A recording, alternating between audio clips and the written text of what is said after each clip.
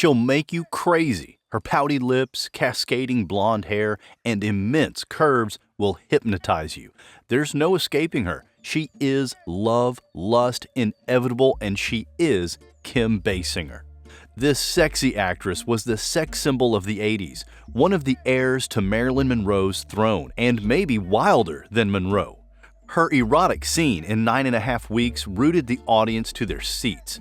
That's not all, she was also a cougar trying to seduce an innocent young writer in The Door in the Floor. But there is more why we're so obsessed with Kim Basinger.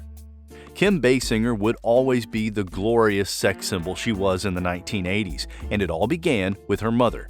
The sex symbol was born in Athens, Georgia on December 8, 1953. Her father was Donald Wade Basinger, a big band musician, loan manager, and former U.S. Army soldier who landed in Normandy on D-Day. Her mother was Ann Lee, a model, actress, and swimmer who appeared in several Esther Williams films. However, unlike her mother, Kim's star seemed like it would never shine bright. She was shy, and it was so bad that she fainted when asked to talk in public places. However, her elegance punched through her shyness, and ballet was key. She began to take ballet classes as a child, and through ballet, the sexy actress grew in confidence. When she was a teenager, she decided to step up a notch. She joined her school's cheerleading team, but this wasn't enough for her. Basinger wanted to conquer, and she knew just how she was going to do it. She decided to follow her mother's path and chose to be a model. At 17, the 80s sex symbol began her journey as a model, but she was a weird one. While other models took pleasure in their sex appeal, Basinger paid no mind to hers. She didn't even look in the mirror before going on the runway. However, her decision not to pay attention to the mirror was because of something that has refused to go away: her insecurity. Still, it didn't stop her from putting everything she had into being a model. She entered America's Junior Miss Scholarship pageant. She didn't just enter the competition, she won at the city level and became the Athens Junior Miss. Unfortunately, she didn't win at the state level, but had done enough as her beauty was registered in the national program. Slowly, that shy girl was on her path to becoming recognized nationally. She competed at the state level for the Breck Scholarship and was featured in an ad for Breck in a joint portrait with her mother. Mother and daughter were on the same path, and this was just the beginning. Like her mother, the actress also eyed being in films. She also wanted to sing. So when Ford Modeling Agency came with a modeling contract, Kim said no. She instead went to the University of Georgia for her college education. But it bit her. She couldn't ignore the thoughts about returning to modeling, so she went to New York to become a Ford model and earned $1,000 a day. But she wasn't happy. The sex symbol didn't enjoy modeling. She didn't enjoy being a sex symbol, but little did she know it was what would make her one of the undisputed queens of Hollywood, the woman that would make many men pine for a woman they'll never have. She made them sweat buckets with her sensuality, and she did all this with crippling anxiety and stage fright. Basinger was a tough cookie. She still had her eyes on acting, and modeling wasn't for her on the long term. She said, quote, "It was very hard to go from one booking to another and always have to deal with the way I looked. I couldn't stand it. I felt myself choking," unquote. The sexy actress appeared on the cover of magazines and stunned the magazine's audiences while doing so.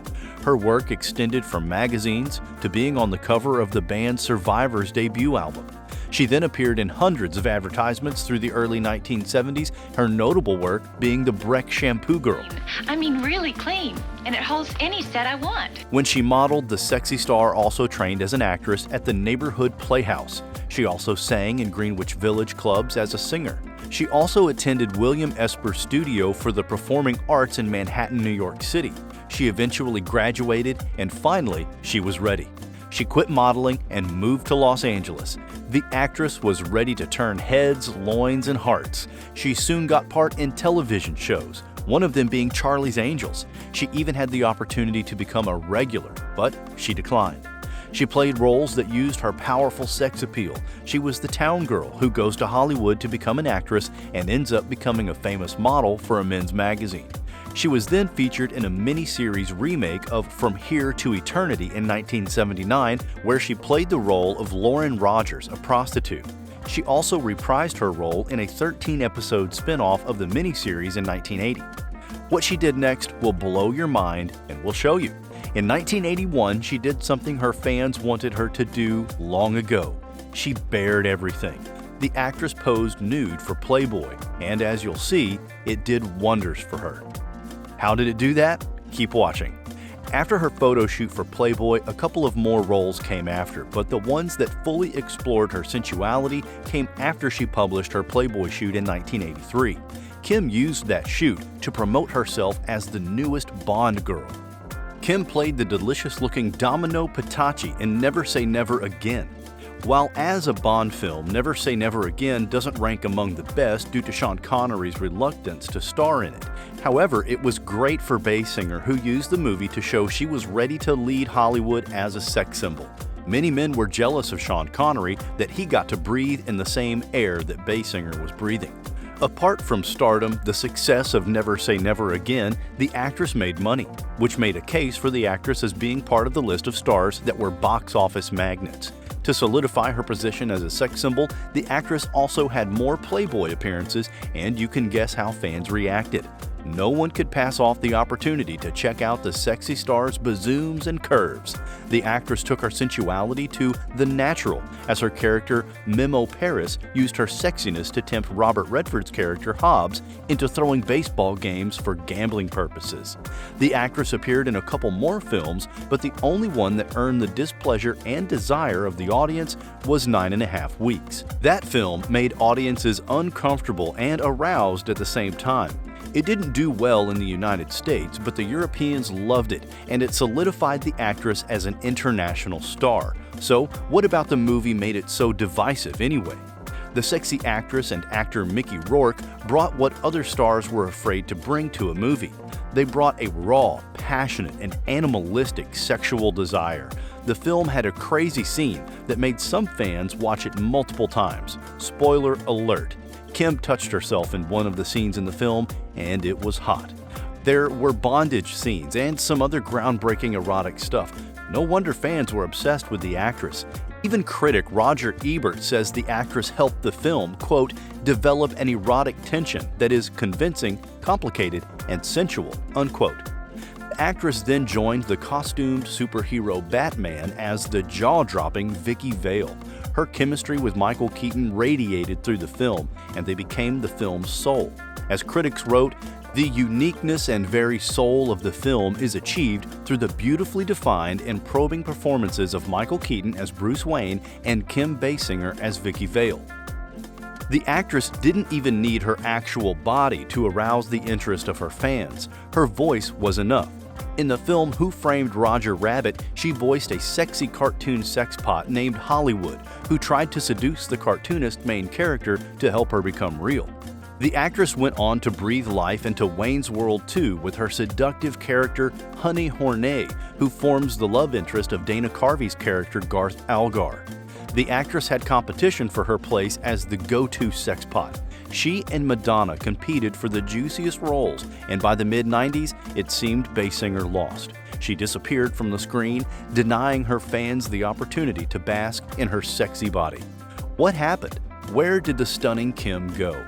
So the actress had been cast in the controversial 1993 film Boxing Helena. She felt uncomfortable starring in the movie and decided to pull out. Now this is where it got messy. The owners of the film were pissed, and it led to a court case. In the end, the actress had to pay $5 million in settlement, and this ruined her financially. Was this the end of Basinger? Heck no. Kim returned with a bang. She stole the hearts of many men. Her performance as the femme fatale whore in Curtis Hanson's LA Confidential was beyond iconic, and she won the Academy Award for Best Supporting Actress for her efforts. Speaking of efforts, her role as Marion, a mother in deep despair who seduces a young, innocent writer in The Door and the Floor, is electric. Despite the film revolving around grief, the sexy actress lit up the entire cinema.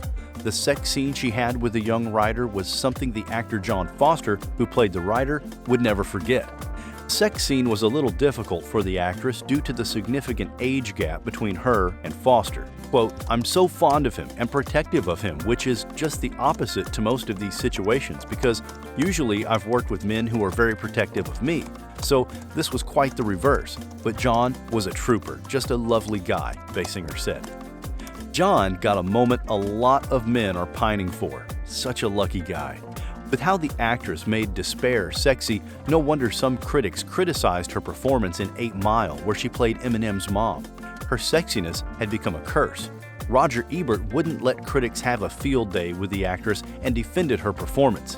He said, quote, "There has been criticism of Kim Basinger, who was said to be too attractive and even glamorous to play Eminem's mother, but her performance finds the right note somewhere between love and exasperation. It cannot be easy to live with this sullen malcontent whose face lights up only when she sees his baby sister," unquote. Age didn't take away this actress's sex appeal. She was like a fine wine. The actress got another opportunity to show she still had the attractive quality fans found irresistible in the films 50 Shades Freed and 50 Shades Darker, the sequels to 50 Shades of Grey. There, she played a classic vamp, the unrelenting femme fatale. The actress played the role of Elena Lincoln, the business partner and former lover of Christian Grey. It was Basinger's character that introduced a 15-year-old Christian Grey to sex and BDSM. She also tried to win his affection back by seducing him. The character was a perfect fit for the actress. After spending 40 years with numerous roles that played on her seductive abilities, the actress revealed it was difficult being a sex symbol. This seems contradictory considering she bared it all for Playboy and wore a bikini as a Bond girl too. She said, quote, "Any girl who comes to Hollywood with sex symbol or bombshell hanging over her has a rough road," unquote. Looks like some things might have happened during the actress's journey that she isn't telling anyone about. What do you think it is? This sexy actress is still active in acting, and despite her crippling anxiety, she managed to make things work. She didn't let her anxiety stop her from excelling and reaching great heights.